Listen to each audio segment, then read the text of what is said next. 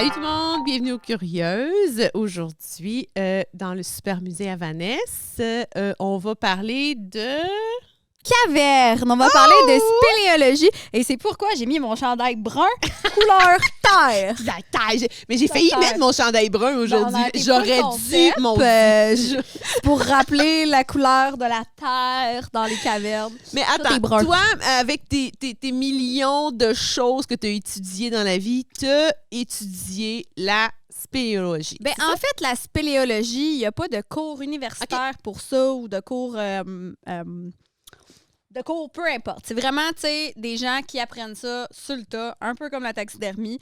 Tu vas visiter des cavernes, tu fais des formations en escalade, en descente sur corde, des formations de secourisme. Tu sais, tu fais plein de formations qui vont te mener à devenir un spéléologue. OK, fait que c'est ta passion qui t'amène à faire quelque chose de professionnel. C'est ça, exact. Il n'y a pas vraiment de cours là-dedans. En fait, le cours le plus rapproché que tu peux faire qui a rapport là-dedans, ça va pas être un cours technique qui va te dire comment te comporter dans une caverne, mais ça va être le cours que j'ai fait, soit géologie, qui va t'informer sur la création de ces cavernes-là, ou géographe, qui est aussi une... Tu sais, la géologie est plus poussée sur le souterrain, et puis l'étude des pierres, l'étude des roches. Pas des pierres, ça, c'est gémologie. Là. Oui. Fait que l'étude des roches et la formation de toutes les mines, puis les gisements de ces choses-là. Tandis que la géographie, donc si tu es géographe, tu vas étudier plus qu'est-ce qui est à la surface. Fait que tu vas étudier, mettons, les niveaux de la mer, les montagnes, les collines, tout ça, ce qui est super important aussi en spéléo pour savoir tes niveaux d'eau, tes choses comme ça. Fait que c'est toutes des études que tu peux acquérir qui vont t'aider dans le milieu de la spéléo. Mais spéléo, c'est vraiment... C'est un sport. C'est un sport? C'est un sport. C'est-tu des Olympiques? Non. Mais tu sais, c'est vraiment l'étude des cavernes, mais c'est quelque chose qui va être sportif. Tu sais, quand tu vas dans une caverne qui est super touristique, en général, c'est aménagé. Ils ont aménagé des escaliers, des chemins, des ascenseurs, des lumières. Mais ça peut aller jusqu'aux ascenseurs. Oh oui, il y a une caverne, Oak Cavern, je pense que je suis allée dans l'État de New York. Tu arrives là, puis tu sais, c'est super bien aménagé. Tu rentres là, tu rentres comme dans un ascenseur où tu voyages dans le temps, puis ils t'emmènent, ils te descendent dans la caverne, tu arrives à genre 200 pieds sous terre. En ascenseur. Comme un ascenseur dans une mine, là, dans le fond, qui va descendre sous les paliers. Oui, mais ça, c'est parce que c'est pour la convenience des travailleurs, là, quand c'est dans un ascenseur d'une mine. Là. Ils ont des parkings pour les autobus, ils reçoivent des gens tous les jours, c'est 30$ par personne rentrée. Fait que, eux autres, c'est vraiment un roulement. Là. Il y a même touristique. Il y a même des bateaux dans la caverne que tu embarques dedans, puis tu fais un petit tour de bateau dans la rivière souterraine. What? Fait que c'est ça. Ça, c'est vraiment touristique. On n'appelle pas ça de la spéléo. La spéléo, faut que tu sois sale pour faire de la spéléo. Faut que tu mettes ton petit casque avec ta petite lumière puis que tu rampes dans des... Mais moi, c'est quelque chose que ça me fait vraiment peur. T'sais, des fois, là, je vois ça à la télé, là, des gens là, qui vont se faufiler là, dans des petites craques, là, puis c'est comme, eux autres, ils trippent, là, sont comme « Oh, j'ai juste assez d'espace pour passer! » Puis tu vois, c'est quelque chose que moi, j'ai vraiment pas... J'ai une genre de claustrophobie dans un endroit que je suis pas capable de sortir, mais je suis pas claustrophobe sous terre. J'ai plus de la misère avec les grands espaces. OK, comme les hauteurs, supposons au top d'une montagne, les grands ou mettons vides. Être dans un grand stade, là, où je me sens pas bien. Ça, c'est la peur du vide. C'est ça. L'espace, oublie ça. Jamais je serais capable d'être dans une fusée dans l'espace, pour toi, même si ça m'intéresse. D'une caverne, vu que t'es comme renfermée. Je suis dans mon cocon, je suis dans mon espace, c'est frais, j'aime les pierres, j'aime la géologie, j'aime la vie, la faune aussi qui vit ça dans les cavernes, c'est vraiment différent. Y a-tu tant des bébites dans le fond des cavernes? En fait, c'est que y a beaucoup d'espèces animales qui ne peuvent pas vivre sans lumière. Donc, ils iront pas loin dans la caverne. Ils vont rester comme sur le bord. Comme, mettons, un ours qui a besoin d'une tanière ou quelque chose comme ça. Ils vont rester dans l'entrée pour être tout le temps capables de sortir à la lumière du jour, puis ça va être comme leur maison. Ouais. Plus tu vas loin dans une caverne, c'est sûr que ça va dépendre du climat où on est. Donc, si on est au Québec, dans une caverne qui... en hiver, la température va rester la même pas mal qu'en été. Fait qu'il va faire à peu près tout le temps 8 degrés. Okay. Fait que même s'il fait 30 degrés à l'extérieur, il fait 8 degrés dans la caverne. Puis même ça reste comme fait moins 20 dehors, il va faire 8 degrés dans la caverne. Wow. Le climat reste tout le temps le même. Donc, c'est difficile au Québec avec ce climat-là, 8 degrés. C'est pas chaud. L'eau n'est pas chaude. L'eau n'est pas chaude. Donc, on va pas mal juste avoir les chauves-souris qui sont capables de vivre dans le noir, qui vont vivre dans les cavernes. Sinon, il va y avoir des araignées, des choses comme ça. Mais il n'y aura pas vraiment de vie. Il y a des animaux qui vont se perdre dans des cavernes. Ça arrive fréquemment de se promener dans des cavernes puis de découvrir comme un cadavre d'animal qui s'est perdu, qui ne voyait rien, qui est décédé là, pas capable de sortir. Okay. Ça m'est arrivé là, une fois. Mais là, on n'a pas, supposons, des petits poissons qui ont évolué, pas d'yeux. Je vais te dire la différence entre une caverne et une grotte après, mais quand on va être dans une grotte, on va avoir un cours d'eau qui va dans la caverne. Donc, il y a souvent un courant. Le courant peut amener des écrevisses, des petits poissons puis des choses comme ça. C'est pas des poissons qui vont vivre seulement dans la caverne, ça va être des poissons qui vont comme suivre le courant puis qui vont être là. Donc oui, c'est possible d'en trouver. Par contre, mettons, quand on va plus dans un climat qui va être plus chaud. Mettons, j'ai fait beaucoup de cavernes au Mexique. Oui. Dans l'intérieur des cavernes, il doit faire à peu près 22 à 25 degrés. Ah, c'est chaud! Oui, c'est ça, c'est chaud. Là, il fait pas froid. C'est sûr que l'eau est quand même plus froide. C'est de l'eau douce. C'est plus froide que la mer là, parce qu'elle n'est pas réchauffée par aucun soleil. Puis c'est de l'eau du souterrain. Je m'attendais à même si une caverne était plus dans un climat tropical, il y aurait quand même cette fraîcheur-là. C'est très frais quand même quand tu dis que c'est humide puis qu'il fait 20 coques, tandis que tu sors à l'extérieur puis il fait 35. Ça rafraîchit quand même beaucoup. Je te le dis que c'est quand même frais, mais tu sais, on se baigne dedans. Puis on est bien. T'sais, à rentrer, on fait comme ouh, l'eau est peut-être à genre 75 là, degrés Celsius, comme dans nos piscines. À 75, rendu à 30 ans, tu trouves ça frette. Là. Mais je me souviens que je me baignais à 60 quand j'avais genre. J'avais 7 ans, là, il faisait 60. Jeune, on s'en fout, mais quand on est des madames, l'eau est fraîche. Ah non, moi, en bas de 85, là, j'ai de la misère. Mais c'est ça, je te disais, à peu près 75 à 80, l'eau. Fait que tu rentres dedans, elle est fraîche, mais après ça, tu es tellement un peu obnubilé par la grandeur puis la beauté de la place que tu t'habitues à l'eau puis t'es correct. Puis tu peux toujours aller avec un wetsuit puis tout, mais c'est ce qu'on suggère ici, surtout au Québec, de mettre des wetsuits. Ben là, à 8 degrés, ouais. Oui, comme ça. Puis t'en as visité beaucoup des cavernes? Ben c'est ça, je te dis. Mettons qu'au Québec, on n'est pas la place qui est... qui a le potentiel d'avoir des cavernes tant que ça, malgré qu'on a un sol qui est sédimentaire. Le sol sédimentaire, en fait, la roche, c'est de la roche calcaire, donc ça se dissout dans l'eau. Donc, c'est parfait pour créer des tunnels souterrains. Mais la roche, elle n'est pas assez vieille pour qu'il y ait beaucoup de cavernes. Donc, il y en a plein. On peut trouver des exemples à la surface, là, des petits creux creusés dans la roche ou des quand il y a des affaissements de terrain, des fois, c'est parce qu'il y a des vides sous terre, des choses comme ça.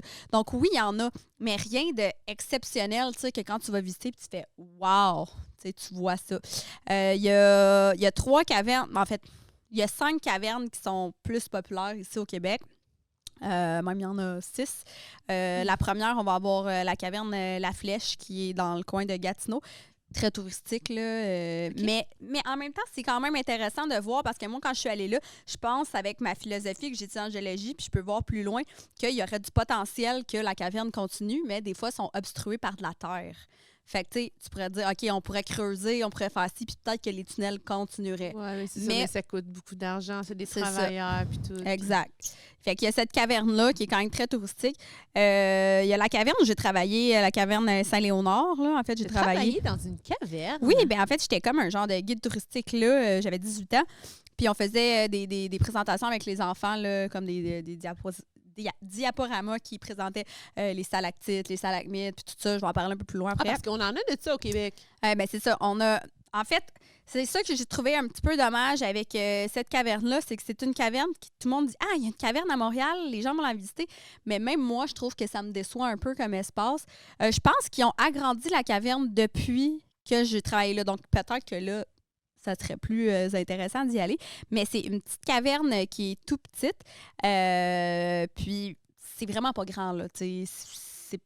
À mon avis, c'est pas très impressionnant. Okay. Tu sais, comparé à des grosses cavernes que j'ai visitées ailleurs. Mais c'est sûr que, pour des enfants ou des gens comme ça, c'est cool, là. C'est dans un parc en plus. Fait que dans un parc dans Saint-Léonard, il y a une caverne sous le parc. Vraiment, pour voir des cavernes super intéressantes, il faut vraiment sortir. Bien, en fait, ce qui va être intéressant, ça va être les formations géologiques. Donc, qu'est-ce qui va être les stalactites, les stalagmites, les rideaux de bacon qu'ils appellent, là. C'est genre en tout cas, des des gros stalactites qui ont différentes couleurs dedans, tout ça, des lacs miroirs souterrains, des trucs comme ça. Mais ça, c'est que pour grandir un stalactite, plus que l'air ambiant est chaud, plus que l'eau va dissoudre la roche, fait que plus que les stalagmites vont grandir rapidement. Si on est dans un environnement comme au Québec, qui est à peu près à 8 degrés dans les cavernes, je pense que ça prend 10 000 ans avant de former 1 centimètre de caverne, 1 centimètre de stalactite. C'est sûr, quand que tu veux faire une caverne touristique, tu peux pas attendre 10 000 ans. Fait que, non, c'est ça. Fait que, ici, je pense que les plus grosses stalactites au Québec qu'on a vues, c'était 10 centimètres. Là. Oh, c'est pas impressionnant, ouais. C'est ça, c'est pas très impressionnant. Tandis qu'au Mexique, si tu dis que je pense que c'est 1 centimètre par 100 ans, quelque chose comme ça, bien là, pour la même période de temps, on a des stalactites qui font 25 pieds de haut. Là, c'est quoi la consistance du stalactite? C'est en fait l'eau de surface qui va ruisseler dans les fissures de la roche. Puis en ruisselant, elle va dissoudre les minéraux dans la roche calcaire. Okay. Fait que les minéraux vont se trouver dans l'eau.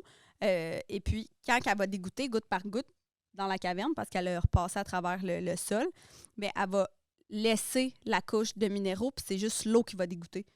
Fait que tous les minéraux qui étaient dans l'eau vont rester collés au plafond. Fait que ça va grandir tranquillement pour te faire un stalactite. Puis aussi, même chose, des fois, il en reste, puis ça va faire un stalagmite avec les minéraux qui vont se déposer en bas. Fait que ça, en bout de ligne, ça peut faire des genres de colonnes qu'appelle. C'est ça, une colonne qu'appelle quand ça se rejoint. Fait que c'est ça qui est vraiment impressionnant quand tu vas dans des pays où le climat est plus chaud parce que tu peux voir des structures qui sont vraiment magnifiques. Puis des fois, les eaux sont tellement claires, il n'y a aucun polluant dans l'eau. C'est de l'eau super claire. Ouais. Mais j'ai vu des photos là, que tu avais partagées, là, comme quoi que tu te baignais dans le fond d'une grotte. Oui, exact. C'est assez weird. Mais tu sais, il faut faire attention pareil. Tu sais, mettons, je te raconte une anecdote. Vas-y! Quand je suis allée au Mexique, on avait booké comme 15 cavernes. Moi, je n'avais une à tous les jours, puis je voulais toutes les faire. Puis, des fois, il y a quand même beaucoup de plongeurs puis de pélolas qui vont faire des tours dans des cavernes qui sont un peu moins touristiques, tout ça. Mais ça fait quand même un mouvement dans l'eau. Puis là, on est allé pendant la COVID, donc il y a quasiment personne qui allait dans ces cavernes-là. L'eau était stagnante un peu, puis les chauves-souris faisaient caca dans l'eau.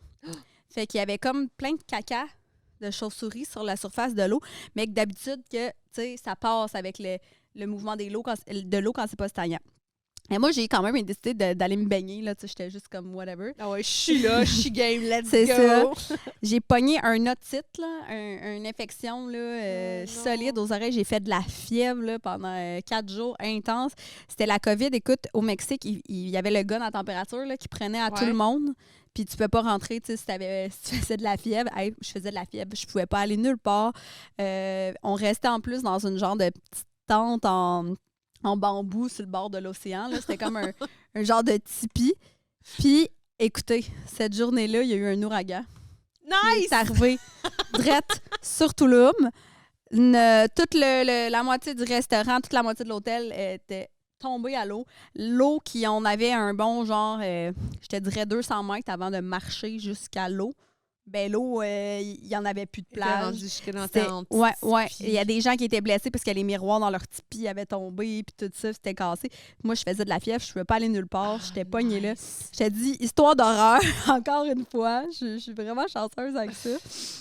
Mais chanceuse, non, pas vraiment. En fait, ça fait des expériences de vie que je suis comme... Il n'y a personne d'autre qui a vécu ça. C'est ta vie, c'est ça, en général. C'est tout le temps comme des histoires. Parce que je pense pas assez. Des fois, je réfléchis pas assez à qu'est-ce qui pourrait avoir comme conséquence. On est tellement différentes là-dessus. Ouais. Moi, je suis tellement analytique. Genre, comme non, je ferai pas ça parce qu'il peut arriver ça. Toi, t'es comme, let's go! Go for it! Il arrivera, ce seront des belles histoires. Exact. À toutes les fois, là. En tout cas, c'est ça, j'ai fait pas mal de cavernes au Mexique, puis à toutes les fois que je vais, tu sais... Mais est-ce qu'il y a des cavernes ou est-ce qu'il y a genre... t'arrives là, puis il y a comme des genres de gros cristaux ou... Ben, en fait, non, parce que tout ce qui va être cristallisé dans une caverne va être dans le groupe des carbonates qu'on appelle. Ça va être des minéraux qui se forment avec la dissolution de l'eau. OK? Parce que c'est comment que les cavernes se créent comme ça. Tout ce qui va être quartz puis les gros cristaux comme ça, ben ça, c'est dans d'autres types de roches. Là. C'est dans des pegmatites. Puis d'autres, on rentre dans des silicates, tout ça. Ça va être des formations géologiques qui vont être trouvées par l'homme quand ils font du dynamitage, du forage pour les mines, puis tout ça. Okay, ça ne sera pas dans des cavernes. Ça se crée naturellement. Là. Faut vraiment ça se crée naturellement, mais c'est pas dans des cavernes. OK. On peut fabriquer des cavernes man-made. Là. Je le sais que, mettons, comme justement dans la province de Chihuahua, au Mexique, ils ont une grande mine où ils ont ouvert une salle avec une porte là, blindée, là, parce que je pense qu'il fait comme 80 degrés dans cette pièce-là, puis il faut que tu y ailles avec un suit. C'est comme une pièce qui est super hermétique. Puis là, la solution, il y a du sélénium, quelque chose dans l'eau. Puis s'il y a des cristaux qui sont encore en train de pousser dans cette solution-là. Mais tu vois, ça n'aurait pas été une caverne qui aurait été en contact avec l'air parce que c'est vraiment des milieux hermétiques où les cristaux poussent parce que le gaz, la température, l'eau, tout ça est pogné ensemble. Donc, si on a une caverne qui est ouverte à quelque part, qui a de l'air qui passe à l'intérieur, mais ce genre de cristaux-là ne peut pas pousser. Fait que c'est la différence entre une caverne et une mine. La mine est vraiment une mine est faite par l'homme. Exact. Mais une caverne, ça ne l'est pas. En fait, le terme caverne va regrouper toutes les grottes sont des cavernes, mais pas toutes les cavernes sont des grottes. OK. Là, moi, je vois pas toute la différence. Il faut que tu me l'expliques. OK. Donc, une caverne, ça va être un trou naturel sous terre. Parfait. Ça peut être d'origine tectonique, les glaciers qui ont fondu, qui ont fait un trou, une rivière qui a creusé sous l'eau, un arche dans un canyon où tu peux aller en dessous, puis une caverne. Ça, c'est toutes des cavernes. OK? Une grotte, c'est vraiment creusé par une rivière souterraine. OK. Fait que c'est juste à cause de l'eau qui va te creuser ça.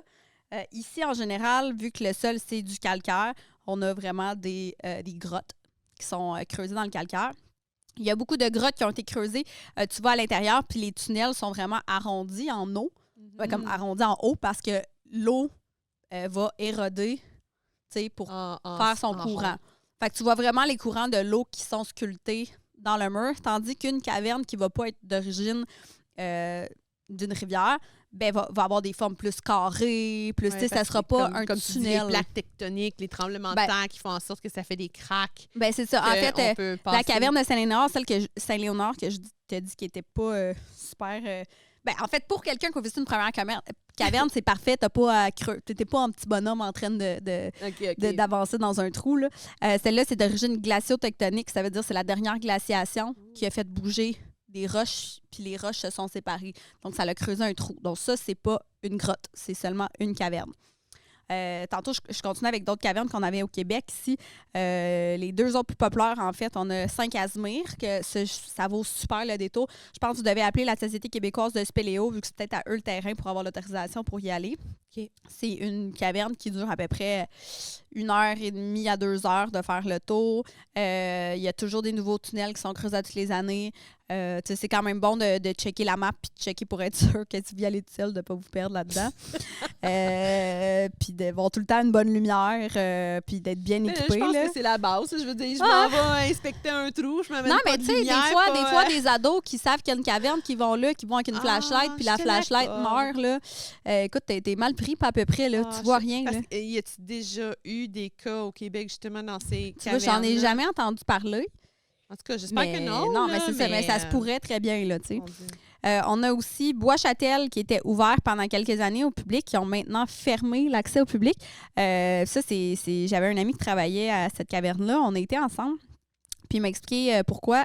Puis ça, c'est quand même freakant, là. En fait... Vas-y, raconte. Oui, l'entrée de la caverne se trouve sur un terrain de golf à Bois-Châtel. Mm-hmm. Puis, de l'autre côté de la rue, ils faisaient du dynamitage pour faire des nouveaux terrains et tout ça. Puis, ils sont allés avec un groupe de gens. La caverne fait environ 3 km de long. Puis, ils sont allés, je pense que c'est une journée au complet, c'est 6-7 heures, là, faire le tour. Puis, ils sont allés, puis en revenant, ils ont remarqué qu'il y avait un bloc de roche de la taille d'un automobile qui s'était détaché du plafond. Non. Puis qui avait tombé. Mais il n'était pas bloqué sur terre, heureusement, parce que c'était dans une grande chambre, donc il y avait encore l'espace pour passer. Mais c'est pour ça ça veut dire que ça aurait pu, ça aurait pu tomber sur eux autres. Il dynamitait plus loin. Juste à côté. Ça l'a vibré, puis ça l'a fait tomber le bloc. Fait que ça, c'est des affaires un peu Ça, c'est des affaires qui fréquentes. me fait pas dormir la nuit, là. Tu sais, supposons, sachant, là, demain, supposons, tu me dis, mais on s'en va visiter une grotte, puis tout, puis j'entends ces histoires-là avant d'y aller, je suis comme, non, c'est clair, je vais pas. Non. Puis il faut faire attention aussi, parce que, mettons, il y a ici, on a le trou de la fée à Grapperie, que j'en ai entendu parler. j'ai essayé d'y aller 250 fois dans ma vie. Ça, pour moi, c'est comme une légende. Tout le monde, tu sais, je suis de la région, fait que j'en ai entendu parler beaucoup, mais je l'ai jamais vu. Ben en fait, c'est que tu vas là, tu rentres, tu fais à peu près 50 pieds, puis il y a de l'eau. Donc, OK, c'est pas... tu peux pas ça avait l'air plus impressionnant quand j'étais plus jeune. En fait, j'ai vu des photos quand même de la caverne, tout ça. Peut-être dans les temps où le niveau de l'eau est plus bas, là, comme ça, tu peux y aller parce que c'est quand même... ça prend quand même 200-300 mètres là, de caverne et plus. Okay. Là. Mais je pense que là, depuis un certain temps, la caverne est toujours remplie d'eau, donc il faut que tu te mettes un tuyau pour pomper de l'eau pour le pitcher dans la rivière à côté pour pouvoir y accéder. Trop compliqué. Non. Mais en fait, ça fait penser à... Tu sais, ils ont sorti un film là, sur... Je sais pas si tu l'as vu. C'était les enfants en Thaïlande là, qui sont restés pris dans la caverne. J'ai pas vu le film, mais j'ai suivi cette histoire-là. Ouais. Genre live, quand que ça se passait, puis ça me stresse tellement. T'es pogné d'une grotte, dans le fond d'une grotte, puis le seul moyen de revenir, c'est qu'il faut que quelqu'un vienne te chercher avec une bonbonne d'air, puis t'as comme... C'était 6 heures, 7 heures en dessous de l'eau. Puis ils ont anesthésié parce que les enfants étaient trop jeunes, parce qu'ils avaient paniqué. Puis en fait, quand tu paniques avec une bonbonne d'oxygène, ça prend c'est encore plus d'oxygène, fait qu'il n'y en aurait pas eu assez pour 2. Exact. Non. Fait qu'il y a un à la fois. Il n'y a eu aucun décès, tout le monde a survécu. Il y a eu un décès, c'était un membre de l'équipe des marines, mais je pense que c'est parce qu'il a pogné un virus dans l'eau.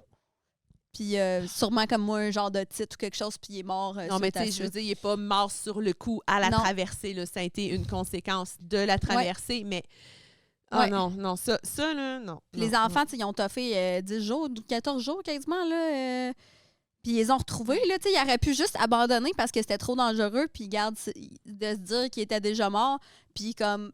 Le mois d'après, quand c'est la moisson, là, je pense, la mousson, quand l'eau aurait rebaissé, il serait arrivé, puis il y aurait eu juste comme un groupe d'enfants décédés là, qui n'étaient même pas dans l'eau. Oui, mais ça me bloque du fait d'aller visiter des grottes ou des cavernes. Ça, c'est des histoires avec elles, ils ont fait des films. Mais sinon, il y a des gens à tous les jours qui vont dans des cavernes, puis il se passe rien. Je sais, comme qu'il y a des gens à tous les jours qui prennent l'avion et ne crachent pas, mais je ne prends quand même pas l'avion. Tu sais, Mais je peux comprendre ta passion parce que tu as une fascination comme pour les pierres, les minéraux, tout ça.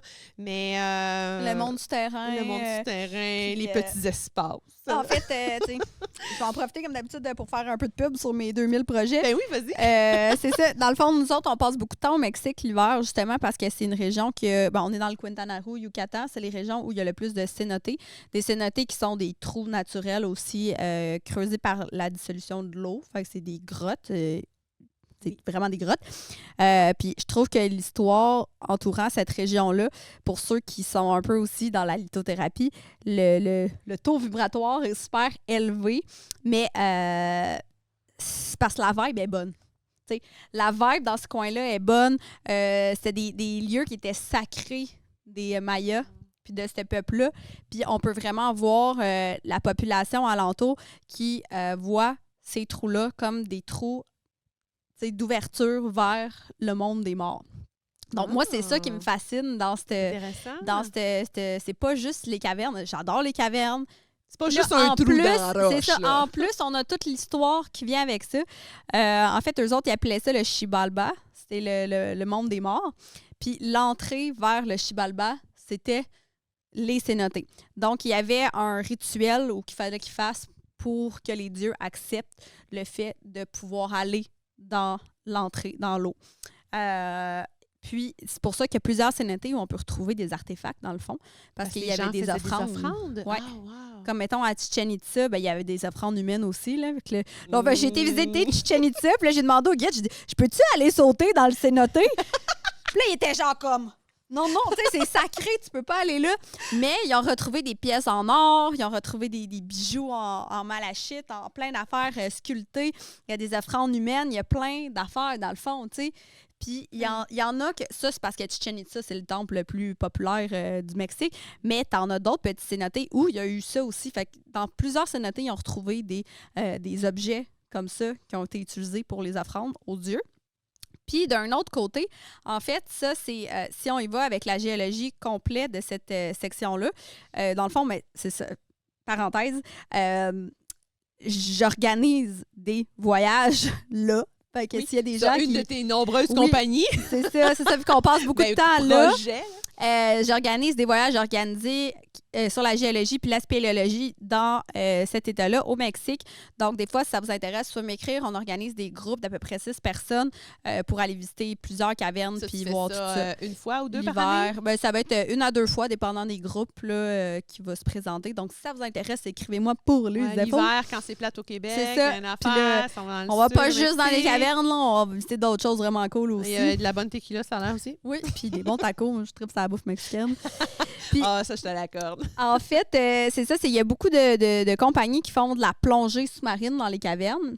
Fait que c'est comme ça qu'ils vont récupérer les artefacts, là, parce que ça peut être très profond. Est-ce que les touristes peuvent aller comme... Tu peux aller faire de la plongée dans les cavernes, mais tu dois avoir... les artefacts? Tu peux pas ramener les artefacts. Mais tu dois avoir tes certifications de plongée, first sous-marine, puis deuxième en caverne. Fait que c'est un autre cours. C'est pas boboche, là, c'est du sérieux. Non, là. mais en même temps, c'est quand même boboche parce que... non, mais la certification de caverne souterraine est pas boboche parce que c'est pas... Excusez, je veux pas être péjorative, mais c'est pas des Mexicains qui donnent le cours, OK? C'est vraiment des spéléologues qui connaissent le travail, qui vont te donner un cours accompli puis ils vont s'assurer que tu sois compétent avant de te lâcher tout seul dans une caverne. Tu crèves aussi, là, parce que, dans le fond, quand tu fais de la plongée en océan, tu te dis, OK, faut que tu fasses des paliers. Tu peux pas remonter d'une shot en haut, mais quand même, s'il y a de quoi, tu remontes puis tu iras dans une chambre de dépressuration puis comme tu peux aller chercher ton air. Dans une caverne souterraine, si t'es 3 km, tu peux pas aller chercher ton air en remontant. Tu dois faire 3 km du chemin à l'envers pour retourner à la surface. Puis il fait noir. Et tu sais, je veux dire, les ressources sont vraiment différentes. Par contre, c'est apprécié d'avoir quand même un cours de plongée. Ben c'est ça, mais nous autres, on a essayé de faire le cours de plongée de base au Mexique parce que je n'ai pas ma certification pour les cavernes. Puis écoute, c'est un Mexicain qui nous a donné 2 heures de cours dans une piscine.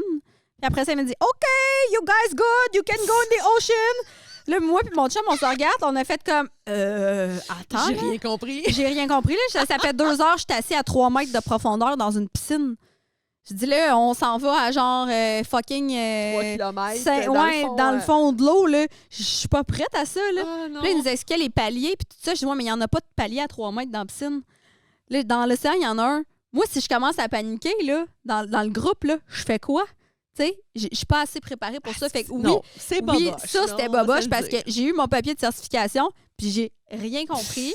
Puis, tu sais, il te montrait comment, genre, enlever ton masque pour souffler comme ça pour que l'eau sorte, là. Parce que des fois, tu as de l'eau qui rentre. Mais comme faut que tu respires en même temps, comme ça, l'eau, elle rentre pas dans ton masque. Hey, combien de fois j'ai eu de l'eau qui m'a rentré dans le nez puis j'ai remonté à la surface pour respirer parce que j'étais en train de m'étouffer. Sérieusement, ne faites pas des cours de plongée au Mexique par des Mexicains qui coûtent 60$. Pour les touristes. Non, faites pas ça. C'est un petit peu plus professionnel. Exact. Moi, je conseillerais de faire ces cours, le cours certification 1 ici au Québec, là, avec des instructeurs que tu vas avoir plusieurs cours, puis des examens, puis des choses comme ça. Puis après ça, d'aller faire un cours en certification de caverne là-bas. Là. Je pense que c'est le plus safe parce que toutes les années, il y a des gens qui meurent dans les cavernes, mais vraiment à cause de la plongée, pas à cause de pogner dans un trou. Là. Mais c'est à cause de la plongée parce que c'est un sport qui est très, très dangereux. Puis, en fait, l'air d'aimer ça, les trucs dangereux un peu, ça, là, moi, pareil. ça. Là, parce que... moi. Non, à toutes les fois, des fois, je t'écoute parler. Ah, j'ai une passion de telle affaire. Moi, je suis comme, non, vraiment pas. Non, tu me rejoins pas là-dessus. Non, j'aime ça, le thrills. Non, je suis pas jackass. Fait que, en tout cas, si je continue, là, ça, c'était ma parenthèse de voyage organisé au Mexique. Non, on fera pas de la plongée dans les cavernes, mais on va aller visiter des cavernes au Mexique. Fait que monsieur, madame, tout le monde, bref, ne peut pas aller faire de la plongée sous-marine dans le fond d'une caverne. Non, mais monsieur, madame, tout le monde peut participer à mon voyage. D'accord. Ben, t'as une certification. Oui, c'est ça. Fait que, tu sais, Je suis quand même correcte pour rappel à la corde, descente, escalade, sauvetage en caverne, tout ça, regarde, il n'y a pas de problème. Pas de problème. Si je continue sur mon côté, je prends des chemins et des chemins. Il y a tellement de choses à parler. J'ai tellement de choses à parler. Puis là, je vais chercher mon enfant à l'école bientôt. Laisse-les là! Fait que c'est ça. Dans le fond, si on parle de l'origine des cénotés qui vont être au Mexique puis dans cet état-là, ce qui me fascine le plus, c'est que ça viendrait des dinosaures. Ça viendrait de l'extinction des dinosaures qui auraient... parce qu'ils ont dit que les dinosaures se sont extincts à cause... Excusez pour ceux qui pensent que les dinosaures n'ont pas existé. Moi, je pense que les dinosaures existent. Mais attends, moi, de ce que j'ai entendu dire... Ce que j'ai entendu dire dernièrement, c'est que... tu sais, il y a la théorie là, que justement, il y a une comète qui serait tombée, que ça aurait éteint les dinosaures. Mais il y a quelqu'un qui a sorti la théorie de non, ça serait des volcans qui aurait tué les dinosaures. Mais en fait, que ça soit l'un ou l'autre, c'est la poussière. Est le même. C'est ça, c'est la poussière dans l'air qui va faire que tout le monde s'est comme intoxifié. Puis qu'il y a eu le soleil, puis il y a eu des années, il y a eu des années de glaciation là. Il y a comme eu un hiver qui a duré. Ben ça peut-être après. Je te dirais pour les dinos, c'était vraiment en tout cas, j'étais pas là. OK, mais ta théorie, toi, tu allais dire, c'est? La plus logique pour toi? Moi, je pense que la comète est une bonne théorie parce qu'en fait, le cratère est au Mexique, puis le cratère s'appelle Chicxulub, puis c'est dans cet état-là. OK. Ça serait un des plus gros cratères qui aurait tombé à cette époque-là, qui coïnciderait avec l'époque où les dinosaures ont disparu. Fait que moi, je pense que c'est quand même une théorie qui aurait du sens, mais ça peut être les volcans aussi, ça peut être un mix de tout ça. Ça peut être la météorite qui est tombée, qui a fait rentrer les volcans en éruption parce que ça l'a brassé à terre. Ça peut être tout ça, tu sais. Ça peut être sûrement ça. Mais c'est sûr que c'est la qualité de l'air puis la poussière qu'il y avait dans l'air, parce que toutes les créatures marines en profondeur ne sont pas décédées, même ils existent encore aujourd'hui. Cette période-là aussi, c'est qu'il y a eu vraiment beaucoup de dépôts au sol pendant un très court laps de temps qui fait en sorte justement que c'est soit une météorite, soit un volcan. Puis ça, dans ce dépôt-là, justement, y a-t-il des choses spéciales qu'on retrouve? Ben, tu vois, j'ai pas tant étudié ça. C'est à part des cadavres de dinosaures. Là. J'ai pas tant étudié cette couche-là de dépôt. Mais tu sais, c'est sûr, l'extinction des dinosaures, ça fait 63 millions d'années. Mm-hmm. Puis 263. En tout cas, il y a eu comme 200 000 ans, 200 millions d'années. Ouais, millions. Où les dinosaures ont régné sur Terre, puis ils se sont tous comme éteints d'une shot. Donc, c'est sûr qu'il y avait de quoi qui est arrivé. À part quelques exceptions. C'est ça, tu sais, tout ce qui était les rats, les souris. Mais dans cette famille-là, c'est pas des rats et des souris à le temps, là. Mais les ammonites, les trilobites, toutes les affaires de marins, en fait, qui sont pas des mammifères, là. Eux autres sont comme tous restés en vie. Donc, eux autres, ils ont pu survivre à ça. Mais tout ça pour dire que cette météorite-là ou ce volcanisme-là aurait ébranlé la Terre, puis ça aurait fait craquer le sol au Mexique. À plein de places différentes. À plein de places. Puis là, l'eau se serait écoulée dans ces craques de sol-là, puis aurait creusé les grottes. C'est pour ça qu'on retrouve plus de 5000 cénotés dans le Mexique. Ensuite, là, il y a eu tout ça qui a été les dernières glaciations, tout ça. Donc, là, il y a eu des animaux. Là, il y avait des mammouths, il y avait des tigres de sable, il y avait plein d'animaux. Il y avait des paresseux géants qui faisaient 3-4 mètres de haut. Là, ça, c'est impressionnant. Oui, vraiment. Moi, j'imagine juste ça, là, genre un gros paresseux marcher dans la forêt. Non, moi, c'était plus pour le nom, le Giant Sloth. Giant Sloth. C'est impressionnant. Ils ont trouvé des crânes de ça gigantesques dans le fond des cavernes au Mexique. Il y a le musée à Cancun, là, le musée d'histoire maya, où ils ont un vrai squelette de saber-tooth tiger au complet. Smilodon? Est-ce que c'est la même chose? Smilodon? Je sais pas. Saber-tooth? Tigre dents de sable. Smilodon. Ça doit être ça. Fait que, en tout cas, ils ont trouvé c'est le seul dinosaure dinosaure de l'époque que je reconnais. C'est pas un dinosaure, c'est un animal. C'est un mammifère. Un mammifère. Un gros lion avec des grosses dents. Dans la dernière glaciation. Donc, c'est pas, tu sais, un dinosaure, on parle de 60 quelques millions d'années, tandis que le tigre dents de sable, c'est plus genre 10-20 000 ans. Ouais. Fait que c'est tu très pourrais récent. quasiment avoir un C'est- fossile de ça ici. C'est pas full des. C'est ça, ils sont pas full fossilisés. Il y en a des fossilisés, mais tu sais, je veux dire, pour être fossilisé, il faut que ça aille des millions d'années. Fait que c'est comme ça va être un os qui va être comme dernière glaciation. Là, les crânes de mammouth qu'on va trouver, tout ça, sont pas. Lui, il est fossilisé parce que c'est un stégodon. Donc, OK. ça a quelques millions d'années. OK. Les crânes de mammouth qui dataient de la dernière glaciation vont être plus entre le fossile puis l'os.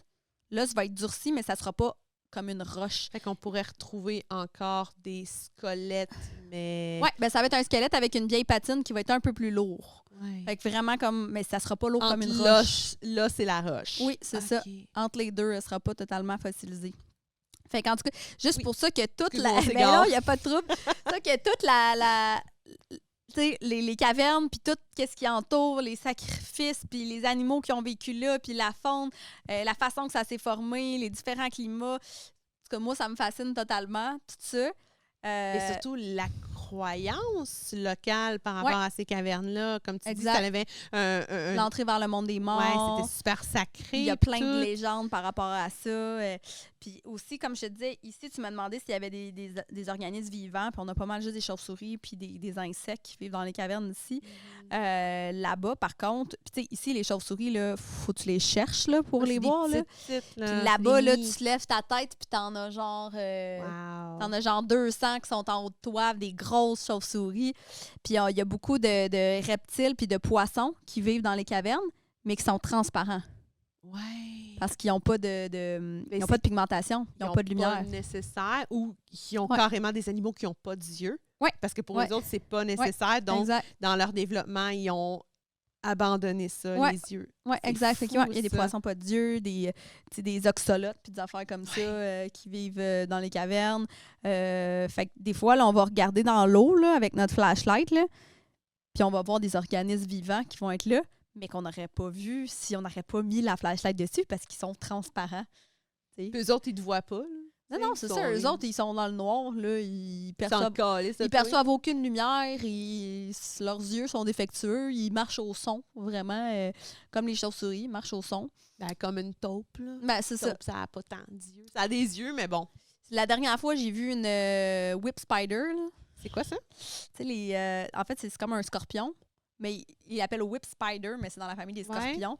C'est les genres d'araignées qui ont 2 grosses pinces en avant. Avec un petit corps plat, mince, puis ils ont comme le corps qui lève avec des pattes minces, comme des fils. Là. J'ai vu ça là-bas. C'est weird. Ouais, quand même, tu vois, ça... J'ai pas peur des araignées, mais... Elle je la prendrais était trop bizarre pour moi. Je la prendrais pas dans mes mains. Puis toi, tu me dis, toi, tu penses tout le temps à tout. Ouais. Puis moi, je réfléchis pas, tu sais. Puis dans cette même trip-là que j'ai pogné mon infection sur le bord de la mer, moi, j'aime ça être nu-pied. OK. Fait que là, je marchais nu-pied partout. Puis on était au mois d'octobre. Super bonne idée. Ben non, genre. mais moi, j'aime ça, marcher nu-pied. Puis à un moment donné, c'était comme, il était la nuit, genre, puis je sors nu-pied de où j'étais pour aller faire pipi dehors, là, parce qu'il n'y avait pas de toilette ou je sais pas quoi. Puis là, je rentre en dedans, puis le lendemain matin, je regarde mon chum, je dis, c'est quoi ça, là-bas à terre? C'était des tarentules, tu sais, les tarentules, genre avec le corps rouge. Parce qu'au mois d'octobre, c'est la saison d'accouplement des tarentules, donc ils ressortent à Fait qu'en l'extérieur. plus, ils sont plus agressifs. Ouais, ils sont là. Puis moi, esti, à moitié endormie, ils sont nu-pieds, marche, m'en va. Le lendemain matin, esti, les tarentules un peu partout. Non, faudrait que je commence à essayer de passer avant de faire des affaires.